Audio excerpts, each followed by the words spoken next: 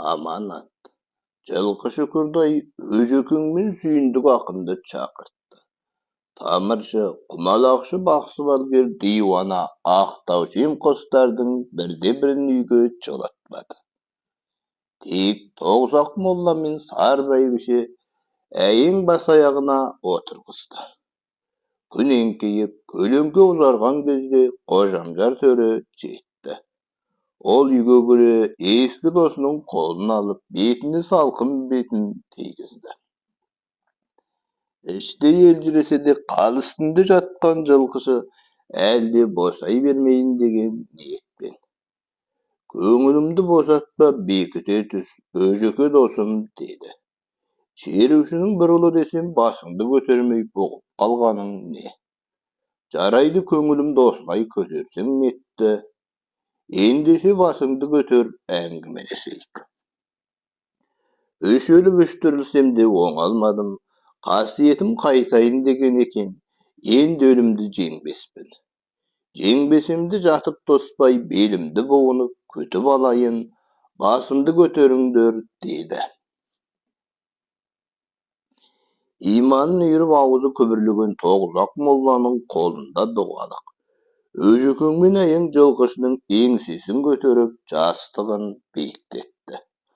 Аллаға қарсылық қылмас болар, көңіліңде кір кетпесін, өкпе назың болса айтып кет, деді Қожамжар. Менің сенде өкпем жоқ, өкпем құлмен арықта. Атам көбөгенмен бір туысқан, осы екі атаның ұрпағы көрінбегелі көп күн болды, деп күрсінген жылқышы. Жақсы көрер бауырым құлмен арық келмеді ғой, бір адам көңілін алып, деп тақпақтай күмбірледі. Жақсы көретін осы ағайыннан Көрімбай батыр бастаған топ көңілін сұрап қайтқалы айға жуық мерзім өтті. Күйбең тіршілік қаммен соңғы күндері хабарсыз жатқан. Арық пен құлдың ұрпағы нөкірдай көксіп отырған. Онда қойы төрт қара көз түгел отырғызып, айтар арыз арманы барды. Кешке таман сүйіндік ақын да келді. Сағынып қалған ақынымен де қалжыңдасып, өзім барынша берік ұстаған. Жылқышы пұшпақ ішігін киіп, кеселі күміс белбеуін белін буынып, таяғын ұстай сыртқа шықты. Ол Қожамжар төрені ерте шыққан. Күзгі салқын ауада денесі бір сергіп, бір қалтыраған жылқышы қора шетіне барғанда алдынан тайыншадай ақсарбас еркек қой көлделең өтті. Әй Сүкірбай, деп жалғыз ұлын жанына шақырған жылқышы. Осы ақсарбасты бүгін өжекеңнің қоналқысына сойғыз, деді. Жарайды әке. Қожамжар төренің сол иығына сүйенген жылқышы. Әттең өжек-ай, адам ғұмырының қысқасы-ай десеңші. Осы қойдың төсінің етегі мен екі бүйрегі пысқанша төзетін ғұмырым қалғандай. Соны өзіңмен бірге бөлісіп жеуге Алла тақат берсін, деді. О не дегенің жықа, мен білетін жықаң сен болсаң, өмірден әлі де үміт үзетін болған жоқсың. Айтқаның келсін, үйге кірейік, қыстың басы жақын-ау деймін сірә. Кеш қызғардың түрі жаман екен. Олар қолтықтасып үйге кірді. Ауыл ағалары ғана емес, ұру дел, шерушінің атқамінер ақсақалдары жиналған. Жылқы Шүкірдай бел шешпеген қалпында төсегінен сәл жоғары малдосын құрып отырды. Сол отырғаннан аяғын жазған жоқ, әңгіме тиегін ағытып отыр. Шерушінің жасы үлкен ағасы мен жақсы жайсаң азаматтары, менің түрім болса мынау. Торға түскен торғайдай болдым, меңдеткен дерттен медет күтер үміт қалмады. Айналдырған ауру алмай қоймас, не ақылдарың бар, деді. Құдай сақтар, Аллаға шүкіршілік етейік, жықа десті үйдегілер. Шүкіршілік айтсаң да, көпіршілік етсең де, берген жаным бір Құдай алуға жақын тұр. Онбасыңнан мың басыға дейін сайланған ата салты бар. Екі аққуға да бір басшы керек. Мен кетсем елдің тізгінін кімге бересіңдер, деді жылқышы. Төрдегілер селк етті. Кейбіреулердің көңілі босап, көзіне жас алған. Өкірдайдың бетіне тік қарап, тіс жарған ешкім жоқ. Бәрі қамығып отыр. Тыныштықты жылқышы өзі бұзды. Ол тумақ бар да, ата салтын қумақ бар. Ол дәурен мен үшін өтіп кетті. Өмірге келмек бар да, кетпек бар. Кезеңге шығып, келел орынға кеткелі отырған адаммын, деді. Жылқышыға етіне үйір болып қалған, қашанда батыл сөйлейтін сүйіндік ақын. Мына еліңді сонда кімге тапсырарсың, тақсыр, деді нар тәуекелге тартып. Елімді ел адамдар сендерге, ерлерге тапсырамын.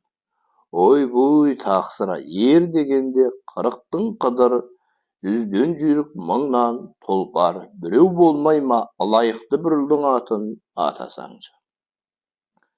Көп жортқан сыншы демей ме, Алтайдың күнгөй теріскейін сапырып, ел аралап, еркелеген серақынсың ғой. Ел бастайтын ерге лайық қандай қасиет болады, өзің айтшы. Жықа менің пірім қос шекте ғана ғой, ендеше.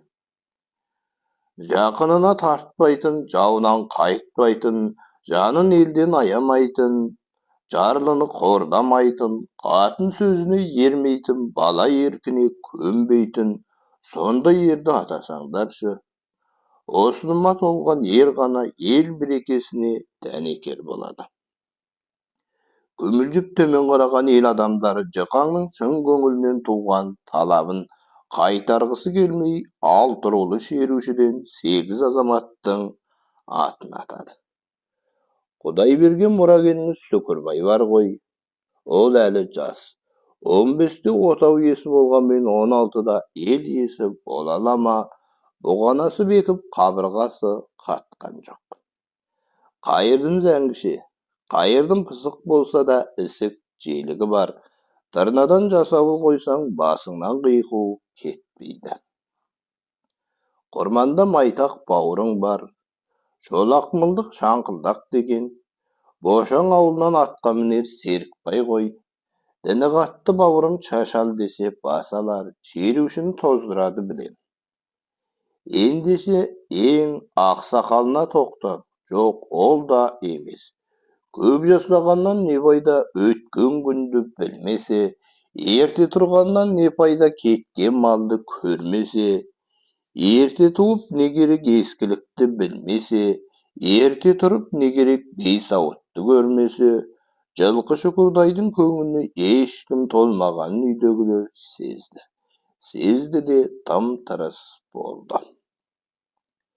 Ұлық ғадыл болмаса, ел тозады, ұлың жаман болса, әкесін түйенің үстінен ит қабады деген ата сөзі бар.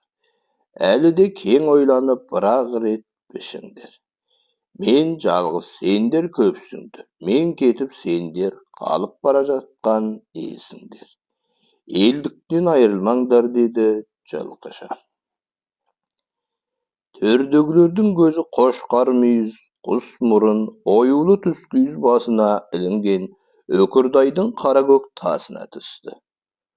Балалары Барқыр оның атақты ұстасы, Иманқұлға алтыннан сабақ салғызған қаракөк тас көздің жауын алған. Осы тас өз үлесіме тиер ме еді деп армандаушылар топ ортасында болса да, көптен именді Құдайдан қорықты. Не ойласа да әркімнің ішінде сақталған.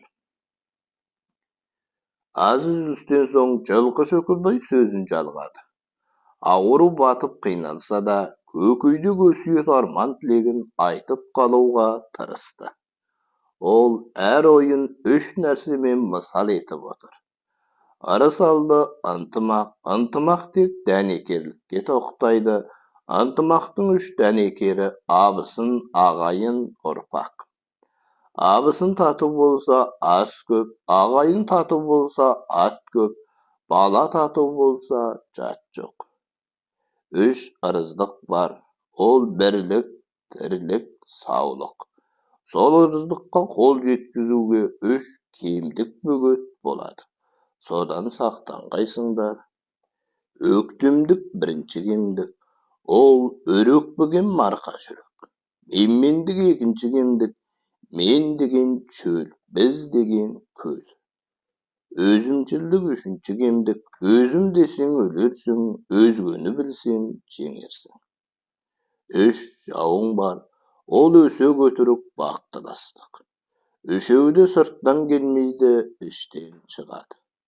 Содан аулақ болыңдар. Қазақ деген халықтың жауы өзінен шыққан жұрт. 3 досың бар. Орыс ойдағы орманың, жүршіт қырдағы қорғаның. Моңғол мұндағы төрің. Үлкен елге қарсы шықпай, ықтай жалдап өмір сүріңдер. Сыйлассаң үшеуі бірігіп бір қамал болады. Жылқышы болдырып екі шынтағына жастық қойғызды, шалқалап аз тыныс алды. Өткір шегір көзінің ұшқыны бәсеңдеп, қабағы тіпті биік көрінген. Сала үлкен саусақтарын айқастырып, малдасын құрған қалпында алдына қойған. Тістеніп қарсы отыр.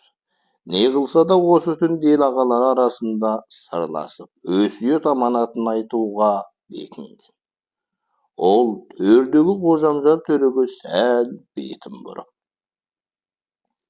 3 арманым бар еді, сол өкініш болып қалар сірә, деді. Айтыңыз жықа, 4 қара көз түгел отыр ғой, бізден болмаса да ұрпақтан қайтар, ұрпақтан қайтпаса Құдайдан қайтсын. Орындалған арман бақыт, ал орындалмағаны өкініш. Тәлейім тасып тұрғанда жеткен жерім, шыққан биігім көп болды. Құдайға шүкіршілік етемін, ойымдағы үш арманымды айтып кетейін. Айтыңыз тақсыр, естиік жыға десті төрдегілер. Бірінші арманым 3 көшікті шаба алмадым. Қазақ пен моңғолдың түпкілікті жауы сол. Ман желінің түрі жаман, содан сақ болғайсыңдар. Екінші арманым елімді 3 қызға қондыра алмадым. Жер қамы, ел қамы ғой, бір жағы ой, бір жағы қыр, төңкіліккі мекен. Түбінде мал тіршіліктің 2 көзінің біреуі ғана болмақ, екінші көзі егіндік. 3 қыз бұлғын сағағы осыған лайықты жер еді.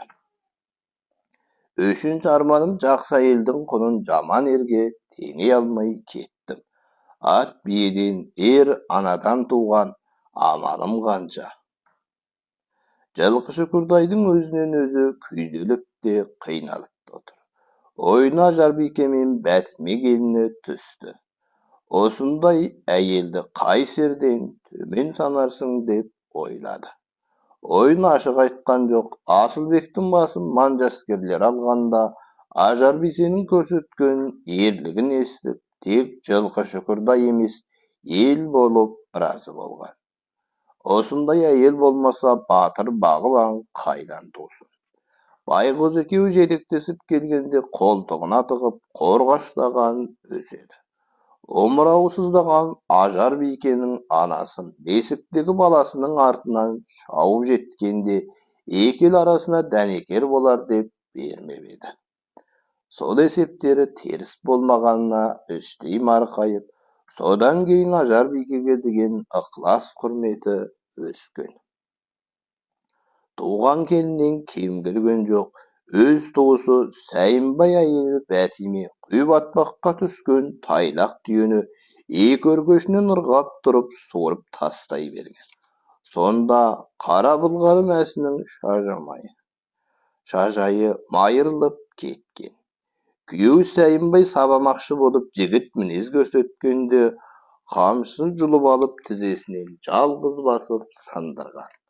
Ақтайдың сол адуын келіні өшкенді жылқышы көшінен озам деп жүк артқан өгізін қуып өлтірген. Осындай келіннің өр мінезі мен мықтылығына риза болған қайын атасы Ақтай, бәрекелді, жылқышыға айттырып әперетін келін осы ғой, екі жақсыны қоспаған ай деп өкінді. Бәтименің мықтылығы мен өжеттігі жылқышы да мойындады. Onun kılığı bulayca qaraganda kisiге sölököt bolsa da жылкышы süýsüne qarap, balwan batır ol kılıkty kız osundaydan tuwady. Bädime men Ajarbekeni katyn dep sanap korlawdyň özü künaharlyk bolar dep oýlagan. Sol oýundan soň jaksy katynyň kunun jaman erge teňisem dep armandaşy edi. Hudaý ol tilegini jetkizbeýtin syýakdy, ahyry mine arman ökünüş bolduryp öjekeňe aýtyp otur. Jaksy jaýsan konaklardyň äňgime jelisi uzakka sozuldy. Aksarbas eki koýdyň eti de pyskan eken, 4-5 yerden tabak tartılıp törge astau tolu koyan jon et geldi. Tabaktan sülavus diýgen jylky şökürday koýdyň bir maýly bölegin özü jep, ekinçisini öjekiňe usundy. Koýdyň tösünde bölsüp jedi. Erkek koýdyň basy mujur iki gözünde bir-birden asady. Bol töstük jep tös kagyskan agaýymyz. Ekebimizde elimiz osu büýrekdei maýga orap kadyrdyk. Öjeki jykaň degen sol elim kalyp barady. Eldiň iki gözüniň biri sensiň, şerüşeline göz gyryndy sala jür degeni edi. Hojamja töre jylky şükürdaýdyň niýetini aýtmasa da okdy. Yürekben sezip köňülge tüýdi. Et jelingen soň sorpa şilip koyu sarygymyz sapyryldy. Tynçygalmay oturgan jylky şükürdaý. Sar törege selam aýtyňdar, tübünde osy ekel bir-birini kut bolar.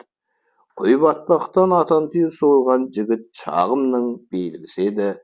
Ölsüm süýegimdi kuytastyň böklerine goýuňdar. Birdem el jetinde jatsa, jat jört el işine kirmez. Jastarga bel, orpakka belgi bolsun deseňdir, eldiň jeti meniň mäňgi uykudagy ornum bolsun. Jerlegin soň üstüme üýdöý tasyýyňdyr. Käpir süýegime kol tegize almasyn. Onuň üstüne kazanday aktaş goýuňdar, ak niýetimniň belgisi bolsun. Habarym basyna uzun kuruk şanjyňdar, jylkyş ekenimde jört sodan tanysyn diýdi. Onuň dawusynda bolumsuz diril bar. Yerini kibersip jüzi kuwaň tartgan. Odan eri süýlegi haly gelmedi. Siresken gol ayagy salkynda tynysy tarylgan. Baldasyň kurgan jylkyşy tülküniň puşbagynan tikken makbal garaşyginiň jogargy tüýmesin agytyp, arkasyna süýgen goş jastykdy bolumsuz alasatgyzdy. Kewdesin kere dem alyp gözün jumgan ökürdaý çalkaýyp otur. Üýdegiler onu tynışdalyp gözü ler degen ümitdi. Birak şerüşiniň ökürdaýy mäňgi uykudan gaýtyp oýanbady. Taň bozaryp geledi eken, ol däl osy mezgilde çyr etip ananyň gursagynan jerge düşkün edi. Bol dünýege konakka gelgen kereýdiň batyr baglany, jaksy jaýsaňyň biri jylky şükürdaý kelmez uzak saparga attangany sol. Kara jamylgan kazak awly tagy da ular şu boldy. Gözüniň jasyn köýl kılıp şäşin jaýyp, kara jamylgan aýelder joktap aýtyp aňyraydy. Oý baryň bawrumdagan agaýyn tugus, elegjilik doş jaraň, goşçu golaňçy el jurtdy diýilsa. Agordanyň bildegine kara jawup, tuldagan agargmak baýlanyp, uzun naýza alkymyna baýlangan kara şaşakdy ag jalaw köterildi. Oşakdyň otu öýsdi. 12 kere ýaldy şerüşigi kabar şatlanyp, oý bawrumdagan eldiň gatary molaya düşdi. 2 gün eri bolgan ökürdaý mürdüsün 3-nji güni taňdan agatan gartgan jurt jer gaýyskan kol, egilgen el ökürdaýdyň özü atagan kuytastyň böklerine garaý kozgaldy. Mäwedey salbyragan eldiň aldynda Gojamjar töre, Köbüş batyr, Tilewdi ökürdaý süýündik akyn bar. Agatanyň büýdasyn Tokaň molla atangan Toguzak imam ustagan. Ол кезде пері түсірген киелі имам чарбасы шамалы кедей молла. Сүйегі жағалбайлы тамыршы Смағұл молла Ысқақ атты екі ұлынан өзге байлығы жоқ. Жылқышы көзі тірісінде жаназасын Тоқан моллаға шығаруды өсиет еткен. Сондықтан да ол Ағатанның алдында келеді. Шұбатылған жұрт құрғақ қобдан күзеген Өкірдай ауылының сыртынан қозғалғанда, қарауытып түнерген күзгі бұлт көз жасын төгіп те жіберді. Күн күркіреп, қар мен жаңбыр араласқан бұршақ төпеп тұр. Үй сыртында қара жамылған әйелдер дауыс қылып, өлік тартқан Ағатанның қарасы төбе басынан асқанша жоқтау айтты. Күн таласа қозғалған ажалы керуен Құйтастың бастауына жақындағанда бұлт сейіліп, күн қайта шықты.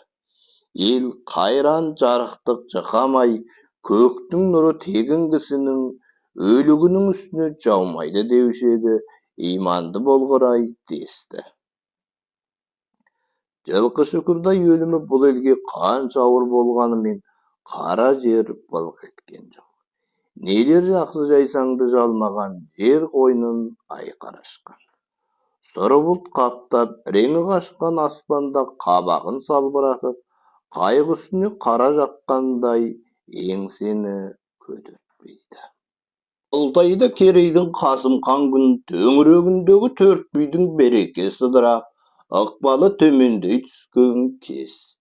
Сөйтсе де төрт орынды Жәнтекей мен Жәдік екекіден бөліскен қалпында, Жәнтекейден жұртбай орнын оның көреген ұлы Мәми басып, Жақыбан орнына Оспан мұрагер болған. Жәдіктен Оспан орнын Кәкен, Өміртай орнын Қылыш мұрагерлері жалғастырған. Керейдің түтіні мыңнан асқан әр руы өз алдына Өкірдай сайлап, ортақ өгізден оңаша бұзау дегендей бөліне бастаған. Қобда бетіндегі рулар онсыз да дербес. Жылқышы өлімінен кейін 4 жылдың арасында Қобда керейлерінің жақсы игі ұлықтарының қатары бірінен соң бірі сирей түскен. Асылбектің қайғысынан болып Қайыспас, Қайсар, Көбеш батырдың да белі бүгіліп, қабырғасы сөгілген. Құса боп қапаланған қарт Өкірдай сол меңдеткен сырқаттан сергей алмай, келесі жылы жазда түнере салды. Ел жұрты оны Сақсай өзенінің басындағы жайлау қонысына жерледі. 1000 жылқының құйрық жалынан қылшық алып, ақ батпақ қоса илеп қорған тұрғызды. Қалған елдің қолынан келер ендігісі сол. Көбеш орнына ұлы мұрындық мұрагер болып, Қобда бетіндегі Жәнтекей Өкірдайы атанған. Енді жылқышы мен Тілеудінің орны үңірейіп тұр. Шерушінің салың заңғы атқа мінер 10 басы 100 басылары бір емес бірнеше рет әңгіме дүкенін құрып, бір пәтуа байлауға келе алмай қиналса да, ақыры Жықаңның аруағын сыйлап, әлде қашан отау иесі ұлдың әкесі атанған 17-ге келген Сүкірбайды шеруші Өкірдайы болдырмақ мәмілеге келді. Манжықаның рубасыларының тек төрелеріне қарайтынын да ескерді. Ол кез дербес рудың Өкірдайын Манжы Еженханның Шыңжандағы жергілікті өкілі немесе Қобдадағы Кебей амбының рұқсатымен тағайындайтын. Қайырдың зәңгі бастаған шеруші өкілдері дәуді болса үлкен жерінің құзырына құлдық етіп, жылқышы мұрагеріне чен-чекпен әперуге Сүкірбайды ертіп Үрімжіге аттанған. Оның үстіне Қасымханның қағажауынан қақпай да, Кәкен мен Қылыш, Мәми мен Оспандар қатарынан да өз Өкірдайының мәртебесі жоғары ұстау үшін істеген іс көрсеткен қылық болатын. Шеруші өкілдері ат-атан алтын күміс бастатқан 9-9-дан торқалы тартуында аяған жоқ. Чен патшасының жергілікті әмірші жайы жарасып, тарту таралға көңілі көншісі апарған кісінің бәрінің көріп қана чейіншекпен бере салуы да ықтимар. Оның осы мінезімен құлқынын жақсы білетін қазақ өкілдері шерушінің мал дәулетін несін аясын. Манжығанның ел басқару ісінде тағы бір сыр барын сырттай ғана бағынатын қазақ елі болжай бермейді. Чин патшасы ұсақ ұлт руларды төмендегі өкіліне ғана басқартып, ішкісіне көп араласпай, өзімен өзі соқтырып отыратын. Жеңішінде жасырынған бол қолшақпардың жымсыма саясатын көшпелі қазақтар көре бермейтін. Шеруші ұлттарының ішінде жылқышыдан басқа тереңнен толғап алысты болжайтын зерделі саясаткерлер аз еді. Бұл жолы да қарагердің үйірі мен қоралы қызыл қойына сеніп барды. Әміршінің есігін торып, үрімжі көшесінде тозған шеруші өкілдері әзердеп түйені түгімен жұтқызған соң ғана жолын алды. Қайырдың зәңгі бастаған топ әміршісі ордасына ошарыла кірген соң жоғарыдан төмен қарай қатарласа отырды. Есіктен кіре иіліп сәлем берген сүкірдайдай балаға босағадан орын әрең тиді. Әміршінің сол қанатында тізіле отырған уәзірлерінің көзінің суы Сүкірбайға қадалды. Әмірші солардың кеңесімен ғана кесетін іс бұл. Алдын ала келісім бойынша әмірші уәзірлеріне қарады. Бірінші уәзір бас шайқасты, екіншісі таңдай қақты, үшіншісі басын изеді. Ел өкілдерін шығарып жіберген әмірші уәзірлерінің жабағы белгісін сырын сұрады. Біріншісі түрі сұсты екен, ел берекесі кетер деді. Екіншісі таңдай қаққаным, таңданғаным, нағай білдеу қалдемін деді. Үшіншісі болса болар, алдыңызға иіліп келген кішілігімен қырындып жаққан арт ұнады, түбі тыныш болар деді. Манжы әмірші, ендеше үшеуіңнің араларың ұйғарсын деп бұйырды. Ол ел адамдарын бастап келген Қайырдың зәңгіні қайта шақыртып алды. Әміршінің алдынан бір рет бәтуасыз қайтқан Қайырдың қысылып тұр. Ол қоясығы демей-ақ қолыңа толса сақа қой, жасы кіші демей-ақ ақыл асса аға тұт деген атамыздан қалған салиқалы сөз бар тақсыр.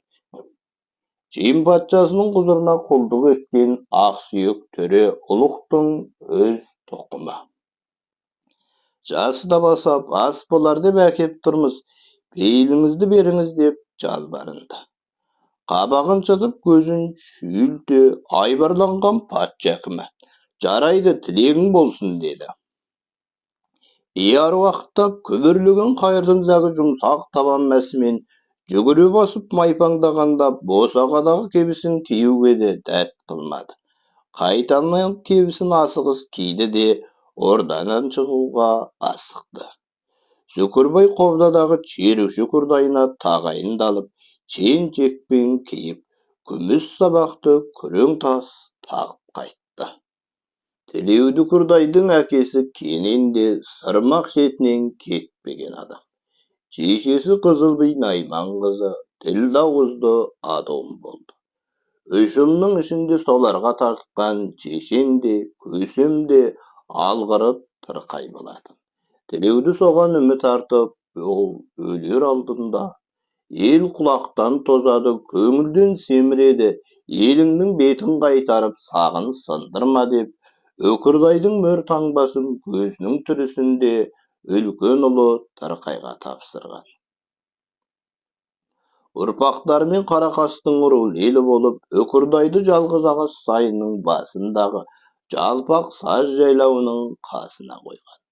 Көбеш қабірінен де берік болдырып, жеке ақ кірпіштен күмбез тұрғызып, сыртын сырғауыл ағашпен қоршады. Кезегімен өмірге келген жақсы жайсаң, ел игілерінің алды осылай тағы да кезегімен бұл өмірден аттанды. Азғана Қарақас ауылын қарауылына күшпен алмақ ниетіндегі Мәми төре билікке таласып, көлдөлөңнен жабысқан көк бауырдай сазарды. Атамөрін қолдан шығармаған тырқай ақыры, кебе аңбыға жүгінуге, мәми дертіп қобдаға барды. Тырқай ежен қан, үрімжі сарсын бәкім бамбы тұрғанда, кебе амбыға тартуының да мәні бар. Жылқышы қобда қамалына қамалған тілеудіні жоқтап, ел қарайлап барғанда, ел адамдарының арасында тырқайда болған. Жылқышы мен тілеудіден тарту таралғы мол алған, кебе амбы таныста табақтас деді. Бұл жолы тырқай сол жағдайды беткі ұстап барды. Кебе амбыңда үрімжімен сарсүмбеде сонша шаруасы жоқ. Манжығанның атынан Моңғолдың қобда өлкесінде отырған тодық өкілетті елшісі. Ол сондықтан Мәмидің дауын ескермеді. Билікті тырқайға алып беріп, Қарақас үкірдайының өр таңбасын ұстайтын заңды мұрагері сен дегенді кесіп айтты. Амалсыз ұтылып апшысы қуырылған Мәми бейсі басқа айыл ойлады. Бірақ оның ойы арам еді. Тырқай жеріп өз атқосшыларымен бірге көңілі баяғыдай елге қайтқан олар сол жолда Бұйынтымен Делуін өзенінің аяғы бүркіт жатына түсіп дамылдады. Мәми кенезесі кеуіп келе жатқан Тырқайға ай мүйізді үлкен шақшасын ұсынды. Тырқайдың атқосшы сақшы көзін қысып, басын чайқады. Өйткені Мәмиде бірі бірі насыбай салған екі шақса болады десетін. Көңіл өсіп мәртебесі көтеріліп қайтқан Тырқай. Мәмидің өзін жеңгенде шақшасынан қорқамын ба деп, масаттана қара көк темекіні тіл астына атып жіберді. Қосқан темекі тіл астынан бойға дереу тараған. Тырқай тіл тартпады, сөзге келмеді. Аяқ асты дағдарып күйзелген топты Мәмимен күресер шамасы болмай, алды қабарға шапса, қалғаны Тырқайды зузаға салып ауылға келді.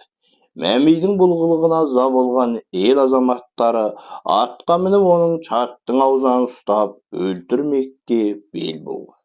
Бірақ Мәми басқа жолмен қырық асып Шегіртай сайындағы Молқа ұлы Шөде ұлы Қожатайға тығылған. Жасырып жанымды алып қалсаң, қалыңсыз қыз берейін деп жалбарынды. Жүк астынан жер қазып Мәмиді жасырған Қожатай, ел ішіндегі ушу апсап басылған соң, Алтайға жасырын асырып үлгерген. Мәми қарымтасын қайтарды, қалыңсыз қыз берді. Бірақ қап түбінде біз жатсын ба? Мәмидің бұл қылығы айқын болып, ағайынды екі рулел Қарақас пен Молқарасы қырғиға бақ болса да, өз қолын өзі кессін бе, кешірісіп кеп құмауға келіскен ел ағалары келешек ұрпағының ынтымақ бірлігін ойлаған. Тырқай 25-ке жаңа шыққан еді. Күйіктен желігіп кеткен келіншегі де күйеуінің 40-ына жетпей, ақуынты сайына қойылған жас жарының жанына жайғасты. Махаббат гүлін үзіп, табанына таптаған адамдық жылы сезімге суық су шашқан, ағайын декелді араздастырып, қос үйді қоса қондырмаған қазақтың бақталас күншілдік ай десеңші. Жас отаудың түңілігі жабылып қараң қалды, бірақ Қарақас елдігінен айырылған жоқ. Қарақастың үкірдай билігін Тырқайдың інісі бітімші ұстаған. Аласапыран күндер артта қалып, Қожамжар ұлы Самарқан Қобда бетіндегі Керей елінің төбе биі болған кез. Керей руларының өзара тартысы бір сәт саябырлаған 1890 жыл. Көшіп, керуен өтіп итірген өмір доңғалағы өз заңымен айналуда. Ауыр жүкті өмір арба ақырын болса да ілгері жылжыған. Керейдің аруақты бір ұрпақ өтіп, келесі ұрпақ кезеңге шықты. Алдында қырат асу, қилы қыстау қырқа, көз жеткісіз, көш өткісіз бұлдыраған сахара. Буырқанған дария шалқар көл, жайсаң жазира чөлді тосыптыр. Келер ұрпақ одан қалай өтері ата аманатын алып жүруіне байланысты. Алдыңғы толқын ағалар, кейінгі толқын інілер, кезегімен өлінер баяғыдай көрінер. Бірақ қазақтың көші, керейдің керуені бір сәт толастамай, тоқтамай, дамылсыз алға тарта бермек. 1991-1993 жылдары Баян-Өлгей Ұлан Батыр. Роман соңы. Оқыған Қабілет Бәделхан.